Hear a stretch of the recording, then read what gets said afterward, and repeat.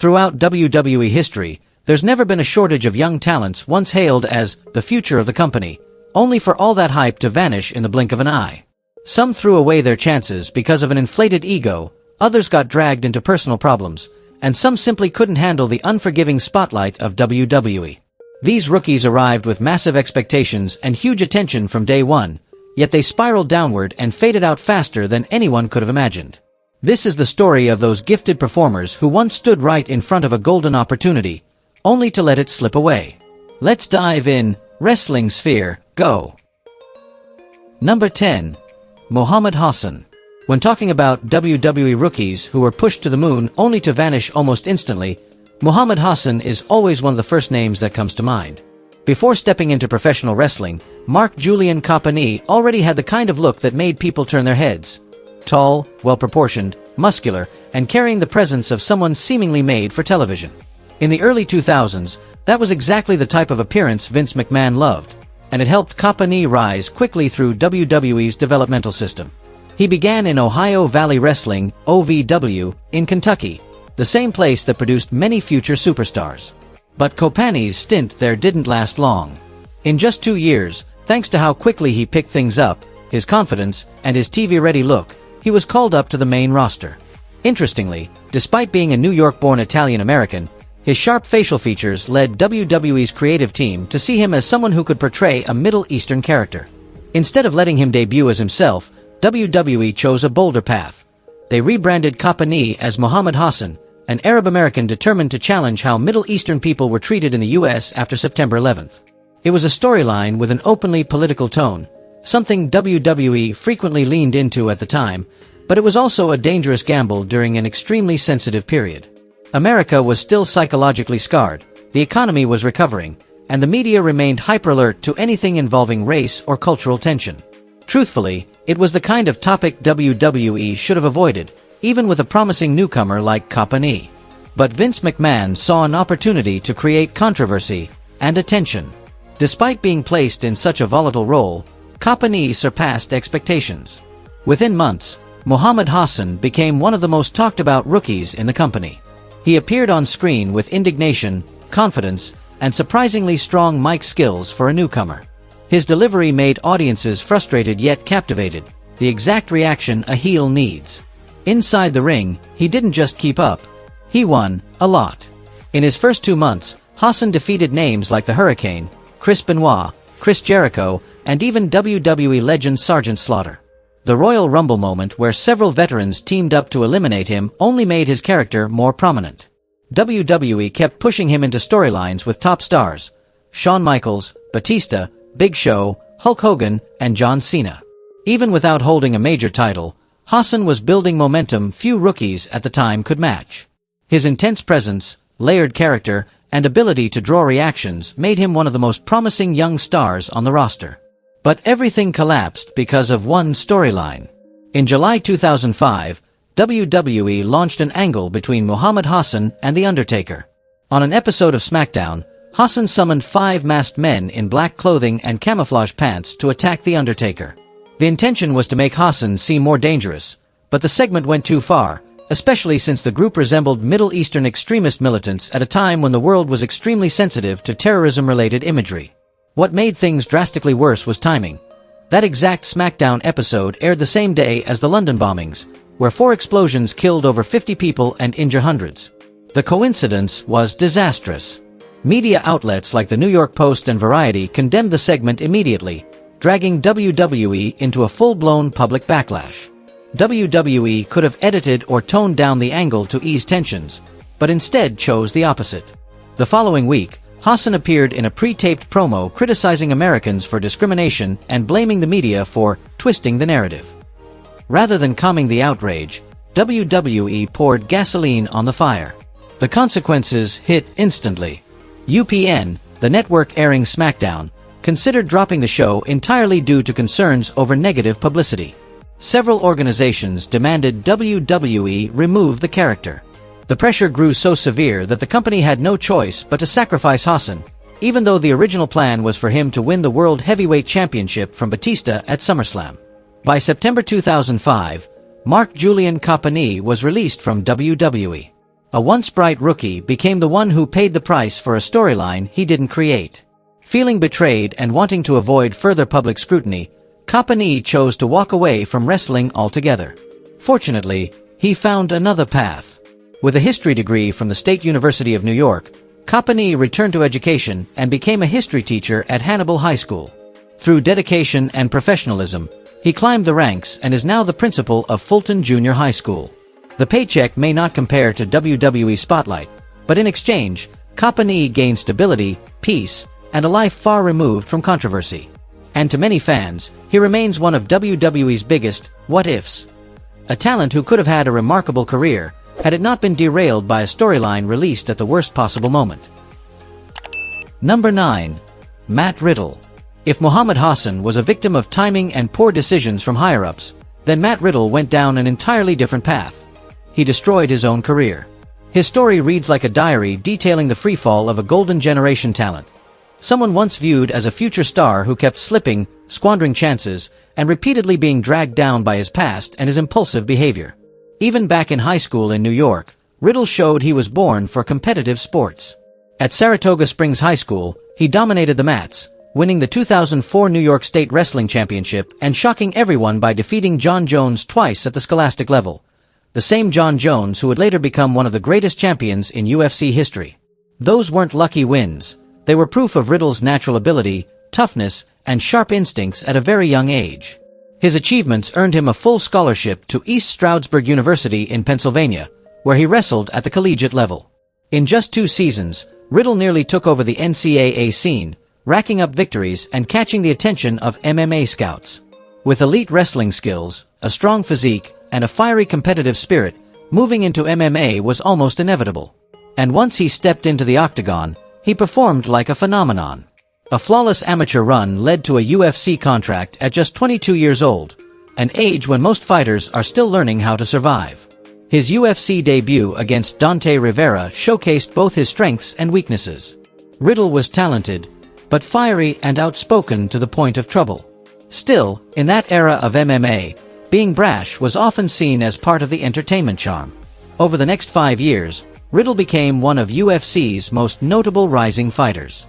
He earned hundreds of thousands of dollars in bonuses, compiled a 10-3 record with a 5-fight winning streak, ranked 3rd all-time in UFC takedown defense percentage, and 8th in significant strikes landed. With elite wrestling, relentless pressure, and an aggressive fighting style, he was viewed as one of the UFC's most promising young talents. But his MMA career crashed in a way few expected. In October 2012, he tested positive for marijuana after a fight and received a 90-day suspension. When he returned in 2013, he failed another test for the same substance. 2 violations in a row exhausted the UFC's patience, and they released him despite his potential. Riddle drifted through Bellator and Titan FC afterward, but his MMA career never recovered. By 2014, he transitioned fully to professional wrestling, a move that finally gave him a clean slate. And as many expected, he shined almost immediately. His laid-back attitude, fast-paced style, and MMA foundation made him an instant standout on the independent scene. The name Matt Riddle spread quickly among wrestling fans. Naturally, WWE took notice. In July 2018, Riddle signed with WWE and joined NXT. Just months later, he defeated Cassius Ohno in 6 seconds, the fastest match in NXT history. He continued rising, winning the NXT Tag Team Championship with Pete Dunne, getting featured in major storylines, and even receiving his own WWE Network documentary. At the time, everything pointed to Matt Riddle becoming a major WWE star. Over the next 2 years, he produced memorable moments, feuding with Killian Dane, competing in the NXT, Raw, SmackDown rivalry, and shocking fans by eliminating Randy Orton from Survivor Series with a quick roll-up. His quirky personality, MMA-influenced offense, and natural connection with the crowd made him one of NXT's most beloved stars. In the summer of 2020, during WWE's pandemic-era shows, Riddle was moved to the main roster and debuted against AJ Styles. Many believed he had finally left his troubled past behind and was ready for a more disciplined WWE run. But within weeks, a new scandal hit. Independent wrestler Candy Cartwright accused Matt Riddle of sexual assault in 2018. She claimed Riddle choked her and forced her into oral sex after she refused. Riddle immediately denied the accusations, saying their relationship was consensual and filing for a restraining order, alleging months of harassment from her. WWE sided with Riddle, and the controversy faded within months. Riddle kept moving forward. In 2021, he won the United States Championship after defeating Bobby Lashley and John Morrison. Shortly after, he teamed with Randy Orton to form RK Bro, one of WWE's most popular tag teams in recent years.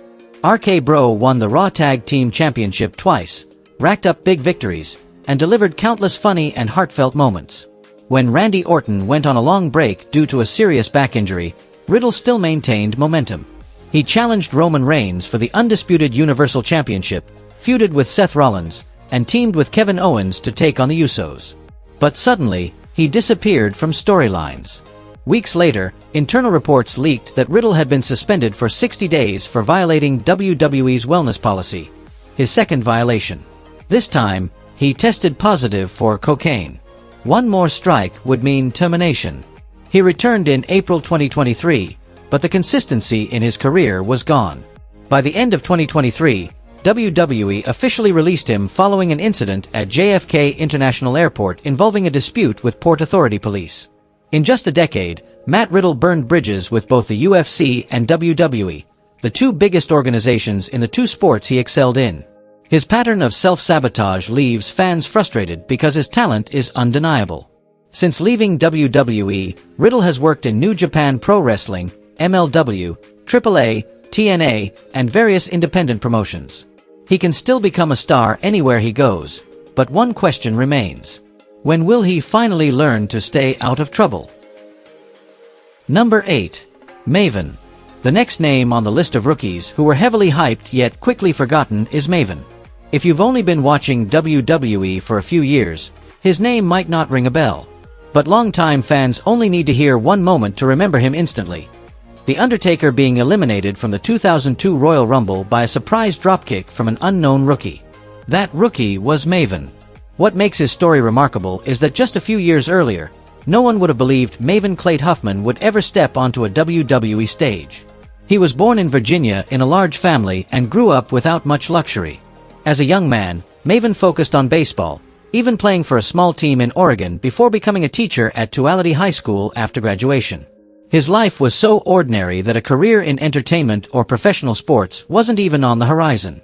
Everything changed in 2001, when WWE launched a new reality show called Tough Enough to search for fresh talent. The series was designed to turn regular people into wrestlers and give them a shot at living the dream millions of fans had imagined. Maven signed up mostly out of curiosity, but he didn't just survive the competition, he won it. At 25, he became the co-winner of the very first season alongside Nidia Gennard. After the show, Maven was sent to Heartland Wrestling Association to train and polish his skills. Later that year, he had his first professional match against Taz, one of his own trainers from Tough Enough. The two developed a short feud, and Maven earned his first career victory by defeating Taz himself. But those matches were just the warm-up. The real turning point came when Maven was inserted into a storyline with The Undertaker. To appreciate how big this was, you have to remember that Undertaker in the early 2000s was in his big evil era, a brutal, muscular, dominant version of the character, considered one of WWE's top pillars. Maven, a rookie still learning the basics, was being placed in the ring with this legend. That alone showed how much faith WWE had in him. The storyline lasted several weeks and peaked at Royal Rumble 2002, where Maven delivered the now famous dropkick that shook the entire company. He eliminated The Undertaker, and soon after even defeated him to win the Hardcore Championship. Few rookies in WWE history have been handed such a massive spotlight moment. Maven quickly gained attention, earning an undisputed championship match against Chris Jericho and even appearing during Brock Lesnar's early WWE television run. Within a year, he won the Hardcore title 3 times. But once the rookie shine faded, Maven's career plateaued. He still appeared regularly, but he wasn't producing the explosive moments fans expected. He was just filling space in the 2003 Royal Rumble, and his match with Triple H, who was World Heavyweight Champion at the time, ended quickly and left no impact. In 2004, WWE tried pushing Maven again. He scored an upset win over Batista, then part of Evolution, teamed with Randy Orton, Chris Benoit, and Chris Jericho in a major Survivor Series match, and even had a brief storyline stint as Raw's authority figure. You can't say WWE didn't give him chances. The amount of push he received was far more than most rookies of his era. The problem was that he couldn't keep any of it. Maven failed to show the significant improvement WWE needed. Fans started seeing him as a bland act despite his strong debut. This was obvious when he lost to Eugene at the end of 2004, a match that essentially sealed his decline. It wasn't that WWE gave up too early. It was that Maven couldn't prove he deserved the opportunities placed in his hands. In July 2005, WWE announced his release. Years later, Maven revealed that John Laurinaitis, then VP of Talent Relations, told him bluntly that the main reason was a lack of development. Despite years of investment, he wasn't progressing fast enough. WWE had to move on. After leaving the company, Maven worked briefly in TNA and United Wrestling Federation but left little impact. He returned to the independent scene for a short time before shifting into television, appearing on The Surreal Life and working as a host for BET's J-List, HSN Today, and NFL Pro Football Fan Shop. In 2012, his life took another downturn when he was arrested in Florida for misusing oxycodone and hydrocodone. He posted $2,000 bail and faced possible jail time. He later entered a rehab program for former wrestlers, and fortunately recovered. Afterward, he worked as a security guard, then became a sales representative for the Brooklyn Nets before transitioning into finance on Wall Street. In recent years, Maven has resurfaced thanks to his YouTube channel, where he shares behind-the-scenes stories from the wrestling industry, and unexpectedly built a strong following thanks to his engaging delivery.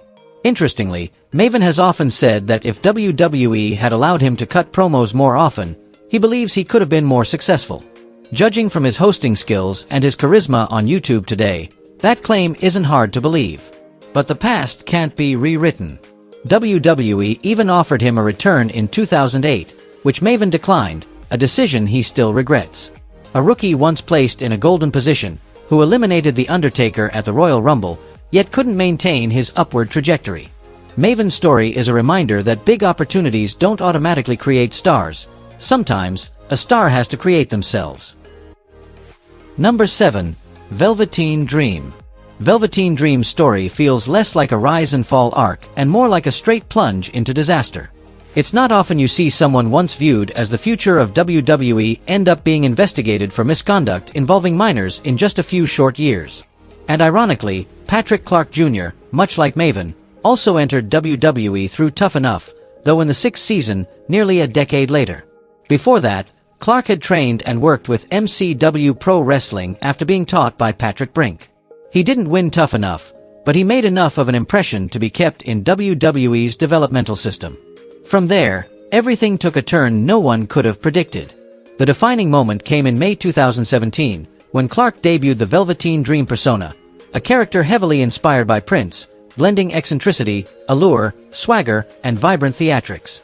Within months, NXT fans were hooked on his promos, mannerisms, and even his subtle gestures. Dream brought something WWE always craves, a character with a truly unique presence, completely different from anyone else on the roster. It didn't take long for him to become one of the pillars of the Black and Gold brand. In 2019, Dream captured the NXT North American Championship and was considered one of the most promising young stars of his generation. Whether he'd move to the main roster was no longer a question of if, only when.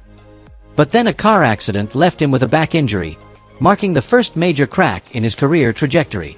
In the summer of 2020, Dream returned with several notable performances, including matches against Finn Balor and Adam Cole. But the momentum didn't last. In May 2021, WWE abruptly announced his release.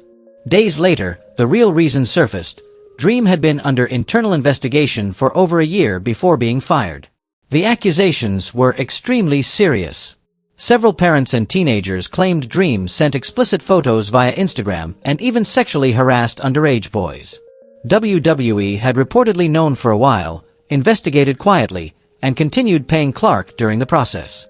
When he was released, no criminal charges were filed, meaning prosecutors didn't find enough evidence for court, but it was still enough for the biggest wrestling company in the world to cut ties completely. It's also worth noting that Clark never countersued, never published evidence clearing his name, and never made any strong public attempt to defend himself afterward. That silence only deepened public suspicion that something was wrong behind closed doors. An insider like Booker T spoke bluntly, "There are mistakes you can never come back from." Velveteen Dream could have had an incredible career if things hadn't ended the way they did. A simple statement that perfectly sums up Clark's tragedy. And the downfall didn't stop after WWE. Dream found no opportunities in any major promotion. No TV network wanted to sign him, and no wrestling company wanted its brand associated with accusations the public had not forgotten. Instead of rebuilding his career, Clark ran into more trouble. 2 arrests, one for assault and trespassing after being previously warned, and another for drug possession. From a rising talent, a star in the making of NXT, Velveteen Dream became the prime example of someone destroying his own future through irreversible mistakes. A reality show once opened the door for him to enter WWE, but his scandals outside the ring slammed shut every path that remained. And sometimes, just as Booker T said, there are roads that, once taken, you can never return from. Number 6. Nidia Gennard. Among the rookies often labeled as bright for a moment and gone the next, Nidia Gennard is a name you can't overlook. She didn't achieve standout success compared to her peers, but back in 2001, Nidia was viewed as a potential new face of WWE's women's division. She and Maven became the first ever winners of the reality show Tough Enough, a competition that gave ordinary people a shot at stepping into WWE. After her win, Nidia was sent to Ohio Valley Wrestling for further training. Her months in OVW didn't make much noise, but a tense feud with Victoria was enough to catch the attention of WWE's creative team.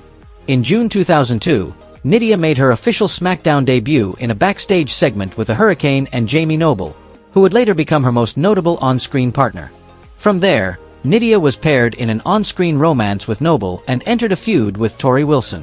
Over the next year, she worked in both singles and tag matches alongside familiar cruiserweights like Funaki, Billy Kidman, Rey Mysterio, and Brian Kendrick. The Nidia-Noble duo quickly became a recognizable part of SmackDown thanks to their trailer park style characters, goofy, chaotic, and oddly sympathetic. The problem was that Nidia never received a strong enough push. She put effort into every storyline she was given, but rarely had the chance to truly shine. Even after moving to Raw in 2004 and becoming a babyface, fan interest only lasted a few months. WWE's attempt to focus her character around her Latin roots ended up turning audiences off even faster.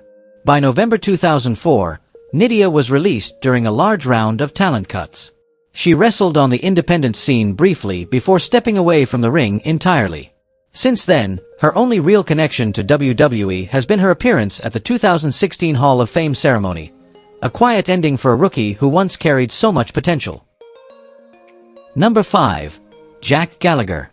Jack Gallagher was once considered one of the most unique standout talents WWE introduced in 2016. His in-ring style blended classic British technical wrestling with a quirky, charming sense of humor, earning him the nickname, the Gentleman amid the chaos of pro wrestling. From a relatively unknown name, his impressive showing in the Cruiserweight Classic shot him straight into the spotlight. WWE quickly signed him, and he became a regular on 205 Live and NXT. Beyond skill, Gallagher had a distinct personality. His signature mustache, dry wit, and inventive offense helped him become one of the brightest hopes in the cruiserweight division. Many believed he would grow into a long-term pillar of WWE. But everything collapsed in an instant because of his own actions from the past. On June 19, 2020, during the height of the Speaking Out movement, a Twitter user accused Gallagher of sexual assault at a New Year's Eve party in 2014. The story spread rapidly, and within less than a day, WWE suspended and then released him. What shocked fans even more was that Gallagher didn't deny it. In a later interview, he admitted he behaved inappropriately at the party and issued an apology, calling it an inexcusable mistake. Since June 15, 2020, Gallagher has disappeared entirely from the pro wrestling scene, only occasionally appearing in MMA, a field he had previous experience in. However, the once admired image of the gentleman grappler has completely crumbled. From a rising star full of promise, Jack Gallagher became a sobering example of how a career can be destroyed in an instant by one's own wrongdoing. Number 4. Tessa Blanchard. Tessa Blanchard was once seen as one of the rarest talents in modern women's wrestling. As the daughter of legend Tully Blanchard, she entered the ring carrying massive expectations and possessed nearly every quality needed to become a top star. Strong technical ability, a powerful style, and unshakable confidence. Early in her career, many believed Tessa would help redefine the women's division entirely. She began on the independent scene before appearing in NXT in 2016, debuting in a match against Alexa Bliss.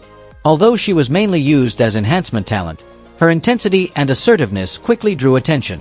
When she entered the Mae Young Classic, fans expected her to go far, but an early round loss to Kairi Sane cut her WWE journey short. Rumors of arrogance and difficult backstage behavior soon surfaced, and WWE ultimately chose not to sign her long-term. Tessa then moved to Impact Wrestling, where she truly exploded. She became a standout of the Knockouts division and even competed head-to-head with male wrestlers. Her win over Sami Callihan to become Impact's first female world champion elevated her career to new heights and became a historic moment for the company. But everything turned upside down just as quickly. A seemingly harmless tweet triggered a wave of accusations from multiple female wrestlers, claiming Tessa had bullied and made racist remarks in the past, most notably toward La Rosa Negra. Tessa denied the allegations, but her reputation took a major hit. Tension with Impact escalated further when she refused to participate in key company obligations, leading to her being stripped of the title and released. From that point on, both WWE and AEW kept their distance, despite her undeniable talent. It wasn't until late 2024 that Impact finally welcomed her back, giving Tessa a rare chance to repair her image and rewrite her own story. Number 3. Marty Scurll. Marty Scurll was once considered one of the standout names of the modern wrestling generation. With his strong in-ring storytelling, solid technique, and dramatic, theatrical persona, he quickly became a rising star many believed was destined for AEW, or even WWE. But that promising path came to an abrupt end when he single-handedly pushed his career off a cliff. Before becoming the villain, Scurll was just another wrestler with a forgettable style. Everything changed when he adopted a heel persona in Progress Wrestling. Long hair, a cold demeanor, and a suave, aristocratic presence turned him into a completely different character. When he later joined Bullet Club, Scurll immediately stood out among top-tier talents, holding his own next to Kenny Omega and the Young Bucks. Fans were certain he was only a few steps away from wrestling's biggest stages. In 2020, Scurll received an offer from AEW but chose instead to stay with Ring of Honor, where he held rare influence, not only as a featured star but also as part of the creative team. It was the peak of his career, until everything collapsed. During the Speaking Out movement, Scurll was accused of having sexual relations with a drunk 16-year-old girl. He acknowledged the encounter happened but insisted it was consensual. That explanation only made the backlash worse, and ROH quickly terminated his contract. From that moment on, the villain all but disappeared from major promotions. No big company wanted to be associated with him, leaving Scurll to wrestle sporadically at small indie events. From a symbol of his generation to a cautionary tale, Marty Scurll became proof that one disastrous decision can end an entire career in an instant. Number 2. Michael Elgin. Michael Elgin was once considered one of the standout names of his generation. With a solid build, overwhelming strength, and impressive technical skill, he quickly made a name for himself on the independent circuit. When he became Ring of Honor World Champion, Elgin was praised as the embodiment of perseverance and relentless effort. His move to New Japan Pro Wrestling only elevated his stock further, as consistent performances and high-quality matches helped him rise rapidly. Many believed Elgin was just one step away from becoming a global star. But that promising career soon spiraled into controversy. In 2017, Elgin became involved in allegations that he covered up a sexual assault incident at Glory Pro Wrestling, the promotion he owned. A female trainee named Malone claimed she was assaulted by a colleague, but Elgin failed to handle the situation transparently and was even accused of trying to damage the victim's reputation. Public outrage grew, and his image began to crack. Elgin tried to hold on, but everything collapsed in 2020 when the Speaking Out movement erupted. Multiple women in the industry accused him of inappropriate conduct, including sending unsolicited explicit photos. Private videos being leaked only made matters worse. At the time the scandal broke, Elgin was being heavily pushed by Impact Wrestling and was slated to compete for the world title at Slammiversary. But the backlash was too strong, forcing the company to pull him from the event and ultimately terminate his contract. Since then, Michael Elgin has only appeared at small independent shows, essentially disappearing from the mainstream spotlight. Once a talent full of potential, he has become a harsh reminder that a career can crumble completely because of one's own choices. Number 1.